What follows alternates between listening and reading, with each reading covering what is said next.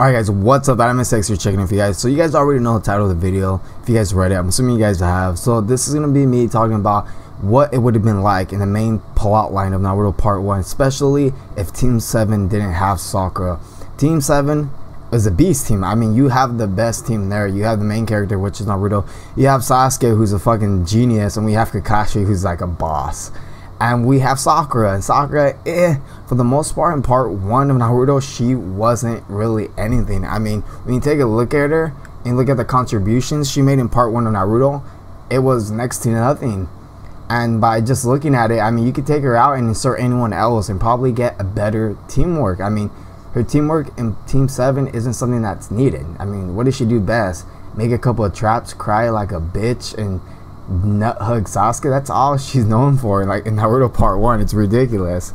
So we're gonna insert Hinata. So Hinata's in Team 8. She's actually in the team with Shino and Kiba. Let's put Hinata in Team 7, and let's take away Sakura and put her in Team 8 with Shino and Kiba, and let's see how things turn out. And yeah guys, without further ado, we're gonna start with this little slide. I'm gonna start explaining what would actually make a difference in teamwork and things like that, how the story will actually progress, because inserting Hinata just changes the team dynamic, especially when it comes to motivation and when it comes to just the power infrastructure of the team. And like I said, motivation. You're gonna have Hinata firsthand watching Naruto train, and maybe a relationship can be kindled faster than it would have in the regular plot line. So without further ado guys, let's get started.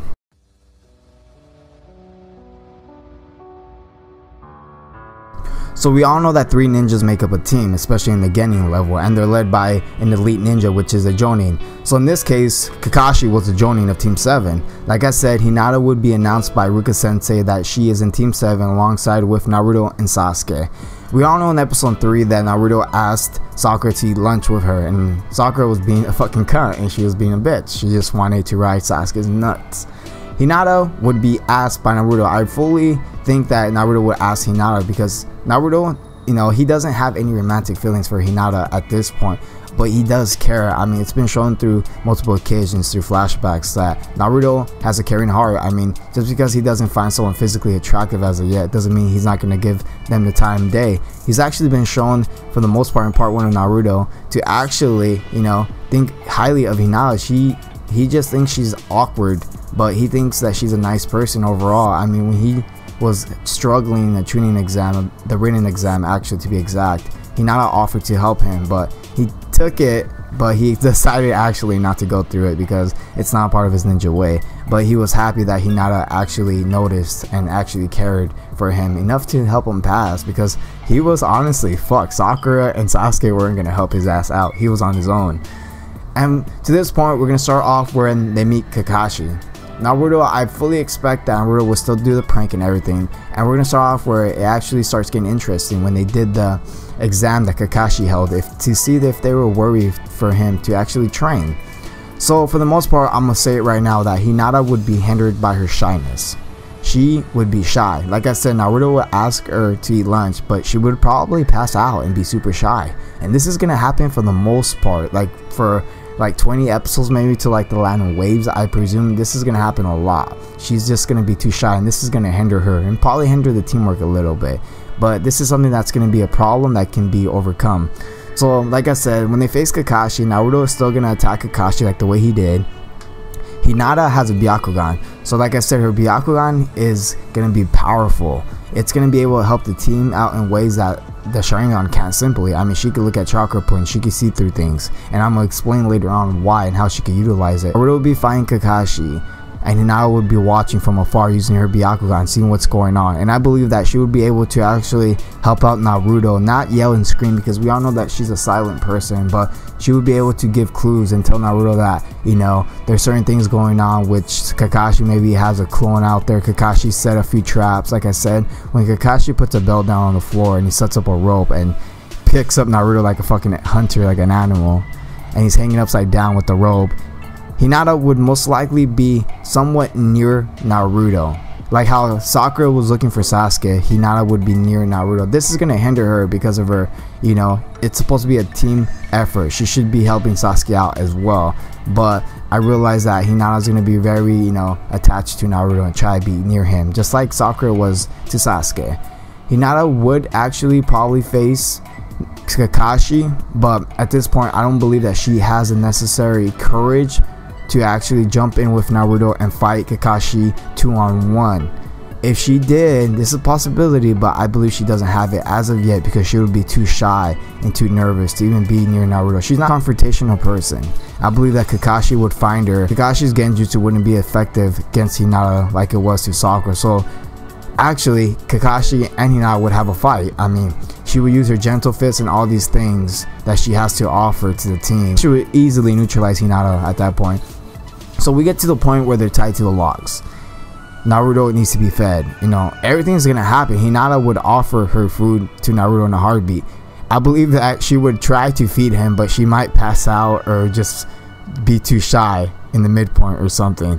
And Sasuke would actually end up feeding Naruto because Hinata would pass out, and he would actually be pretty annoyed with Hinata, and he would probably start to wonder what's wrong with her. There's something wrong with her. What the fuck's wrong with you? Then at this point Kakashi would come in and same thing would happen. They would pass easily. They would pass. So when we get to the Land of Waves, so this is number 2 in my list. So Land of Waves, the whole arc. So we all know that the Demon Brothers attack. Sasuke would actually be able to react quick enough to do the same things he did. If we look at Hinata, she is not a person who's on guard 24/7 as of yet. She's still developing. We had never really saw her develop as of much until we saw her in the Chunin exam, but at this point I can still presume that she's not have her Byakugan active 24/7. And when I say we haven't seen her develop as much, we do realize that at a young age she was being taught how to fucking fight. She was being taught how to, you know, be a prodigy, you know, be a leader of the fucking clan. But we'll have Kakashi, Naruto, and Sasuke, and Hinata. They're being ambushed by the Demon Brothers. They would be fucking dealt with like they were just in the regular series. They'd be dealt with. Naruto would fucking do the same thing he did. Hinata, like I said, Hinata would look at him and see his actions and look at his oath and devotion and be motivated. Because like I said, Hinata's not confrontational. Even at this point, Naruto let his fear get the best of him. If he was scared, I fully agree that Hinata would have been scared as well. I mean, this is the first time they encounter full-on killers in the fucking bingo book. Hinata herself would actually realize that she was afraid just like Naruto, but she has to do the same thing he does, you know, get over her fear. And by seeing Naruto do this, I believe that she would develop faster and get motivated just as well as looking at Naruto make his oath. She would make her own oath to herself and follow her own ninja way, and it would develop her as well. But her shyness would not allow her to be vocal about this, so she would just keep to herself and probably smile or something like that, blush, which Naruto never notices. After we get past this point, we're gonna head to where they actually fight Zabuza. So this is pretty interesting. So we all know that Kakashi and Zabuza are fighting, and it seems, you know, like Kakashi has the upper hand. He's, you know, fucking him up, but then Kakashi gets kicked into the water. So Hinata at this point, without a doubt, with her Byakugan activated for self-defense, it's a great defense move. She would be able to look at the water and realize that the water is different. It possesses chakra. With, you know, with her Byakugan, she can tell that the water has chakra in it, and it's different. It's thicker. It's something is up with the water, and I believe she would have been able to relay this information to Kakashi. With Kakashi receiving this information from Hinata by the power of Byakugan, he would have been able to put 1 and 2 together, that the water possesses some sort of dense chakra. He never would have been caught in that water prison jutsu, and this is going to change a lot. I mean, Hinata's already presenting a big problem for Zabuza, and that being said, she's already located Haku, who's lurking in the forest in the shadows watching them, and she's already informed Kakashi, Sasuke, and Naruto. So Sasuke is going to call out the ninja lurking in the shadows, just like, you know, the way he is, the way his character is. That being said, Haku is going to quickly run to the aid of Zabuza because Kakashi is already not wasting time. He's trying to body Zabuza as quick as possible now. And the fact that Haku has the power to throw a good feint because he has the Gekkei Genkai of the Ice Mirror Jutsus, it's going to be able to actually distract Kakashi, and they're going to use that as a means of escape. So Kakashi and Zabuza are still going to have damage, but it's not going to be to the same extent as it was before because Zabuza was able to be saved by Haku in a way that didn't paralyze him. With Haku and Zabuza barely escaping, Kakashi's going to have some damage. They're going to be able to get the builder to the village, and Kakashi will still proceed to the fact that they're not done. Zabuza and Haku are going to attack again, and he's going to go on to teach the Genin how to walk on trees, you know, better chakra control. And when he gives off the lessons, you know, we had Sakura famously be powerful in chakra control. Hinata arguably might be even stronger because the fact that she has her Byakugan, she already realizes that there's chakra points and she knows how to actually trigger those chakra points because of the Byakugan. I mean, the gentle fist style, it's based on those things. She has knowledge of them, so it's not going to be anything new to her. So she's going to be the better of the two of them, better than Sasuke, better than Naruto. Hinata's going to watch Naruto and Sasuke struggle and walking on trees and things like that, and Naruto's going to go ask Hinata for advice, just like the same way he did to Sakura. Hinata would be shy, but at this point she's starting to put her walls down. She's able to communicate a little bit better, and she's going to give advice to Naruto. She's starting to be more effective in communicating to someone she loves. It's going to be a big help in the teamwork. And we're going to have Sasuke ask Naruto for help, and he's going to tell Sasuke go fuck himself again. But the thing about Hinata is she's not going to leave. She's going to stay there and continue training. She's going to be inspired by the fact that Naruto's trying to beat Sasuke. That Naruto isn't good at this naturally, but he's still trying hard as possible and he's improving. Rather than being like Sakura and leaving and being satisfied with herself, she's going to want more. She's going to want to walk on the tree backwards and do different tricks and things like that. She's going to want to progress as well or do some sparring on the side. She's going to be motivated by the fact that they're training. She wants to train. She wants to get stronger ultimately. Different than Sakura just being, you know, crushing on Sasuke's nuts. That's about it. Hinata does have an end goal. She wants to be strong just like Naruto. She doesn't just have a crush on him because he's good looking, even though she thinks he's handsome. She just wants to be strong like him. So she actually has a goal that can help the team, and that's something that's a big impact. So she's going to be training just as hard as both of them, even though she does have superior chakra control at this point. So we're going to proceed to the second fight that they're going to have. So the second fight is going to be somewhat the same. We're going to have Kakashi facing off against Zabuza. We're going to have Haku going head to head with Sasuke, and Hinata's going to be there as well. Sasuke, being the prodigy he is, he's going to want a one-on-one showdown with Haku to try to take him out. And Hinata's going to realize that the mission is to protect the builder. So she's going to be guarding the builder at this point. She's going to have her Byakugan activated too as well. So she's going to be able to actually see what's going on. Naruto is going to arrive late. He's going to do the same dumb shit he did and get in the middle of the crazy ass mirror jutsu. And the same events are really going to progress. We're going to have them fighting. Naruto's going to go beast mode and all these things. Hinata's actually going to be able to witness this because of her eyes.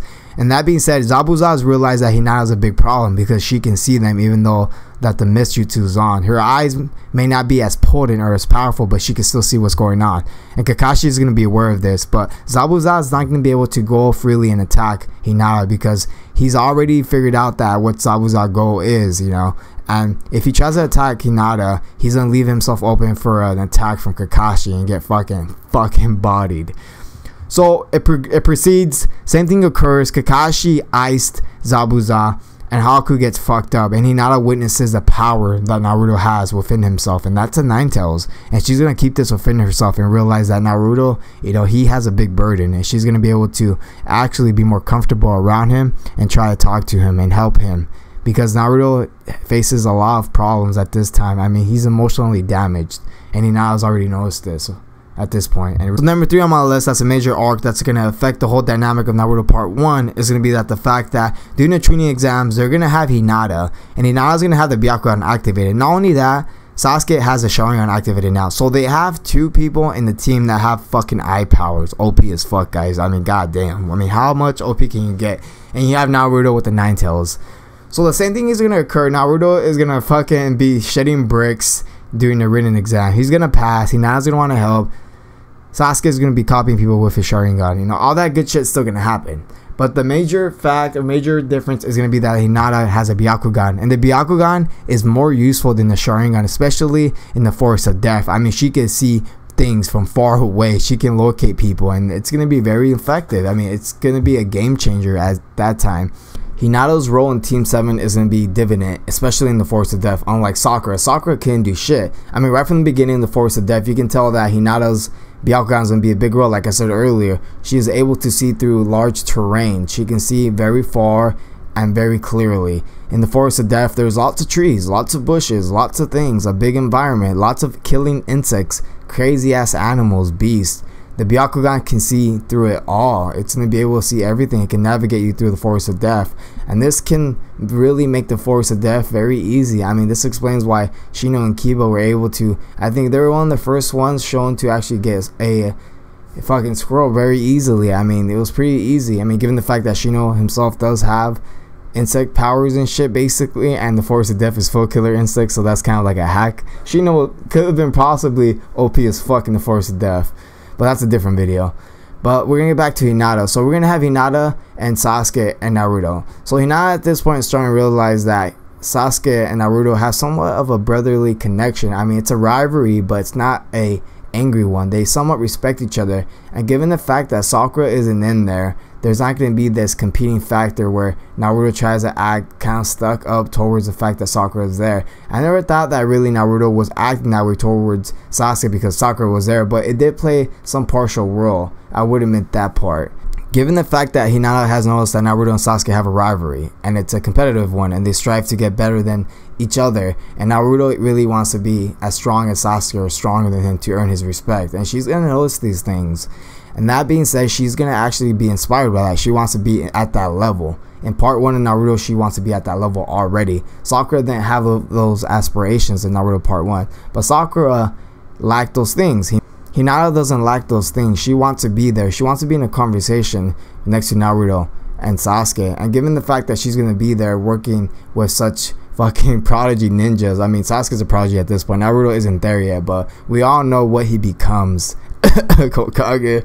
But like I said, Hinata and Sasuke are going to have interesting conversations, I predict. I can predict Sasuke actually valuing Hinata's words a lot because of the fact that she has a Byakugan and she's actually useful in Team 7. I mean, he's probably going to go on and say Hinata is more useful than Naruto and things of that nature, which is probably truthful at this point, especially in the Force of Death. I'm not saying that Naruto couldn't be able to body Hinata, but if Hinata cracks Naruto for chakra point, he's pretty much fucked, guys. But like I said, I could picture Sasuke asking Hinata for information, her being quite timid. At some points, even Sasuke getting frustrated that she's timid and she's not loud. And I could see Naruto defending Hinata to that point where he's telling Sasuke to relax and not to yell at Hinata. And we can see Hinata actually stepping up and saying that it's okay, that she can handle it. So things of that nature is going to build this team. And we all know that in the Force of Death, they get, I think the first people, no, I know the first people they encounter are the people from, I think it's the Land of Rain or wherever the fuck they are. The people with the goofy ass fucking scuba diving gear, but they're not scuba diving, whatever. They face them off. That would be neutralized easily. I mean, Hinata with the Byakugan would be able to locate what's going on, what's around them, and she would find his ass and be able to find them and body him. They would get bodied. But given the fact that we wouldn't really know what would happen, I mean, we could go on and theorize what would happen if they were able to body them, take people out quickly, use their Byakugan and go straight to the tower. And I mean, possibly almost avoid Orochimaru, which is not gonna happen. I'll predict they will be able to get Scroll easier. They'll probably get both the one they need. They will probably achieve it and get it. They will run into Orochimaru. Orochimaru will come in, be attacked by Orochimaru.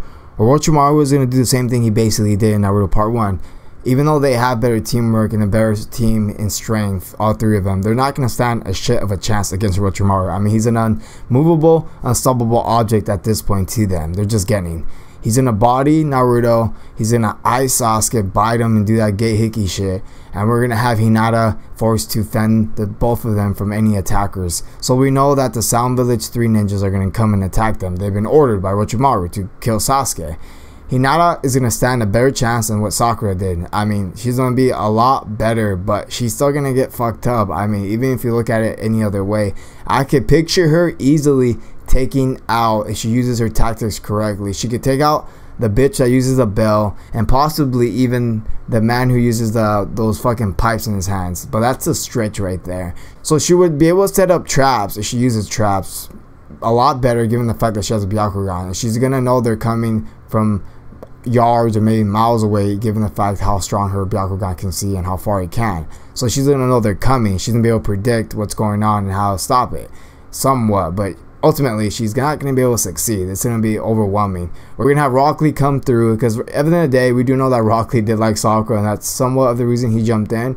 But another reason was because he did want to fight Sasuke and he liked Naruto. Not in a gay way, but we know what I mean. He would jump in because he has his own ninja way, which is protecting people and things like that of that nature. And we'll have the same thing that basically relatively happened. I mean, Sasuke wakes up, he sees basically Hinata getting fucked up basically, and he's going to be pissed the fuck off. I mean, he got mad when Sakura was getting fucked up. I mean, if Hinata's getting bodied and fucked up, I mean, she's like the nicest girl ever, and she's actually useful. He's gonna body people, and Hinata's not gonna run up and give Sasuke a back hug. She's not gonna do that goofy shit. I mean, that's not gonna happen. I predict Sasuke ripping that dude's fucking arms off. The man with the, I forget his name, but you know, you guys will see the picture. The guy who can shoot air from his hands or whatever the fuck it is. He's gonna rip that motherfucker's arms off, and I presume that maybe Neji will step in, or someone's gonna step in. They're gonna calm him down. Maybe Hinata can hit him with the pressure point and body him, but that's a stretch. But that dude with the air pipes in his hands is getting fucked up. Simple as that. His arms are gonna be broken. He's still probably gonna compete later in the Chunin exams, but he's gonna be fucked up. He's gonna get saved barely saved. So we're gonna have them proceed to the Forest of Death. And we do know that to meet Kabuto and things of that nature, but we're gonna really skip through that part of the portion of the Chunin exam because it's gonna be super fucking long if we touch on that topic. And we're already fucking going pretty long, guys. So if we get to the Chunin exam, this is probably gonna be the funnest part where I like talking about it because this is a fun dynamic change.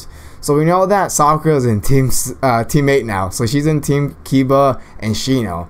So all the matches are going to be somewhat the same, but the only difference is going to be, I mean, I was debating on it, and this is what I'm going to go with. We're going to have Hinata facing off against Ino. They're going to fucking fight each other. I could go in and maybe break it down, but given the fact that we know that Hinata does have the Byakugan, and we know that Sakura was able to break through the fucking mind transfer jutsu with just the fact that Naruto screamed out her name and said fight or whatever, Hinata, I mean, for fucking hell, she is going to be able to break out of that jutsu, given the fact that the love of her life is going to be screaming her name and to fight and cheering her on. She's going to be able to break through it. Ino's mind transfer jutsu isn't that powerful yet, and she's going to get the shit slapped out of her silly. I mean, it's going to be over. Hinata's going to pressure point the face off of her. So the other fun part, which I really have fun thinking about, would be, so like I said, if Hinata's fighting Ino, someone has to be fighting Neji, and Neji's gonna be facing off against Sakura. So this is like overkill, guys. I mean, I'm chuckling right now thinking about it, but Neji's gonna palm slap, finger jab the shit out of Sakura. Sakura is gonna fucking get bodied. She's gonna get pimp slapped. I mean, she's done. She's bodied. I give her a maximum 5 minutes if Neji wants to fucking fuck around with her. He's gonna be pimp slapping her, side slapping her, curve slapping her. I mean, we're talking about palm slapping the face off of her. She's done with. Gentle fist the shit out of her face. It's over. And that's quite funny when I was thinking about it. So we have Hinata actually advancing to the final Chunin exam. So this is quite interesting. I mean, she didn't get fucked up against Neji like she did in the original Naruto Part 1. This is my theory how things will end up if Hinata was in Team 7. So she advances alongside with Sasuke, Naruto, and herself now, Hinata. So Team 7, all three of them are going through the Chunin exams. Because Sakura wasn't able to do it and she fucked up Team 7. Fucking weakling. Besides the point, we're going to have Hinata. So we all know, okay, if Hinata's advancing, who is she going to fight? So I took a look at it and we looked back. And we actually had quite a weird pairing when I looked at the Chunin exams. So Shikamaru was actually supposed to fight 2 people in the tournament. He was supposed to go up against the dude with the mummy hands or whatever, the guy who has a mummy face, the guy from the Sound Village. He was supposed to fight him. Then if he won that combative fight, he was going to go up and fight Tamari. He was going to fight 2 people. Given the fact that Hinata passes and there's not a retarded draw between Ino and Sakura, Hinata wins the fight against Ino.